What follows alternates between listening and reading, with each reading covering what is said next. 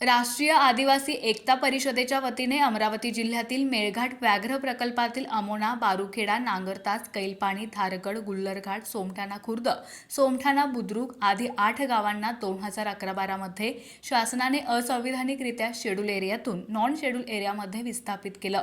मेळघाट हे schedule area आहे, त्यामुळे येथे राष्ट्रपती, राज्यपाल किंवा ग्रामसभा यांनाच हस्तक्षेप करण्याचा अधिकार आहे। परंतु शासनाने राष्ट्रपती, राज्यपाल, ग्रामसभेची कोणतीही रीतसर परवानगी घेतली नाही।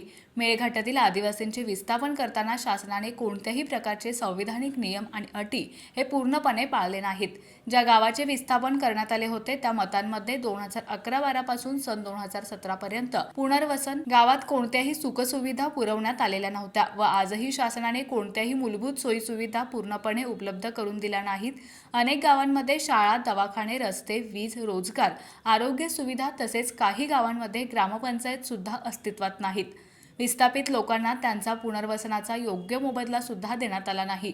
व्याघ्र प्रकल्पात आदिवासींची जमीन पूर्णपणे गेल्याने आदिवासी भूमिहीन झाले आहेत। त्यांना त्यांच्या जमिनीचा योग्य मोबदला दिला नाही, तसेच जमीन सुद्धा उपलब्ध करून देण्यात आली नाही। मेळघाटातील विस्थापित आदिवासी लोकांनी त्यांच्यावर झालेल्या अन्याय अत्याचाराच्या विरोधात अनेक वेळा शासन प्रशासनाला निवेदन दिलं, आंदोलनं केली। उलट ज्या आदिवासींनी आपल्या हक्क अधिकारांसाठी, न्याय हक्कांसाठी संविधानिकरित्या आंदोलन केलं त्यांच्यावर शासन प्रशासनाने असंविधानिकरित्या बेकायदेशीर गुन्हे दाखल केले। त्यामुळे राष्ट्रीय आदिवासी एकता परिषदेच्या वतीने आज अमरावतीच्या डॉक्टर बाबासाहेब आंबेडकर चौक ते विभागीय आयुक्त कार्यालयावर राज्यस्तरीय विशाल महारॅली काढण्यात आली।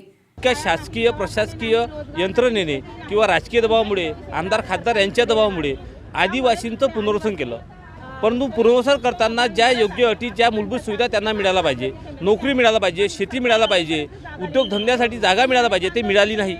परंतु आता आणि अमरावती जिल्ह्यातून पुनर्वसन त्यांचं अकोला जिल्ह्यामध्ये झालं, म्हणजे हे तर लाजिरवाणी बाब आहे। या देशामध्ये पहिली घटना अशी आहे का या अमरावती जिल्ह्यातला एखादा व्यक्ती हा बाकीच्या अकोला जिल्ह्यामध्ये जातो आणि अकोला जिल्ह्यामध्ये त्याला शेती नाही, तिथं रोजगार उपलब्ध नाही, तिकडे कोणी त्याला विचारत नाही, कोणी ओळखत नाही, समाज बांधव नाही, अशा लोकांचं तिथं पुनर्वसन करण्यात आलं, आदिवासी समाजातल्या लोकांचं।